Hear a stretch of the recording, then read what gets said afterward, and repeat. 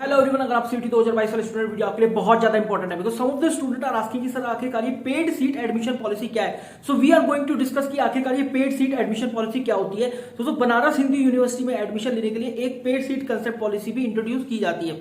जैसे कि मैं बात करूं, ये क्या है, ये रेगुलर कुछ सीट होती है रेगुलर और उसके अलावा कुछ सीट होती है पेड सीट। जब रेगुलर सीट जो है फिल हो जाती है तो एक कंसेप्ट इंट्रोड्यूस किया जाता है पेड सीट पॉलिसी का। और ये क्या है, paid seat course wise very करती है।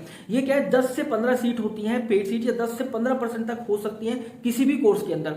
अगर आपको पेड सीट के अंदर एडमिशन लेना है तो आपको क्या करना पड़ेगा, आपको रेगुलर फी के अलावा कुछ एक्स्ट्रा फी भी पे करनी पड़ेगी। तो इसीलिए इसको बोला जाता है पेड सीट कंसेप्ट या पेड सीट पॉलिसी।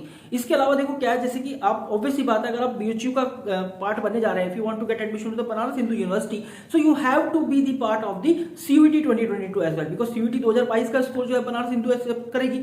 अब आप सीयूईटी 2022 का अगर आप पार्ट बने हैं, जब भी आप पेड सीट कंसेप्ट पॉलिसी के भी अंदर आएंगे। बात करते हैं आखिरकार पेड सीट पॉलिसी के अंडर आपको किस तरह से एडमिशन मिलता है। तो जैसे राउंड ऑफ काउंसलिंग होते हैं और लास्ट राउंड हमने सोचा कि 500 में से 420 पर लास्ट राउंड होगा, तो आपका जो स्कोर होना चाहिए 400 या 410 के आसपास होना चाहिए। कोई इतना बड़ा डिफरेंस नहीं होता है, ठीक है। तो 400 या 410 है आपके पास and you are from the general category, then you can get admission into the Banaras Hindu university through the paid seat admission policy. So this is all about the paid seat admission policy guys. So obviously बात, आपको CUT 2022 का हिस्सा बनना ही पड़ेगा अगर आप किसी भी सेंट्रल यूनिवर्सिटी में एडमिशन लेना चाहते हैं, ना केवल बीएचयू में बल्कि किसी में भी।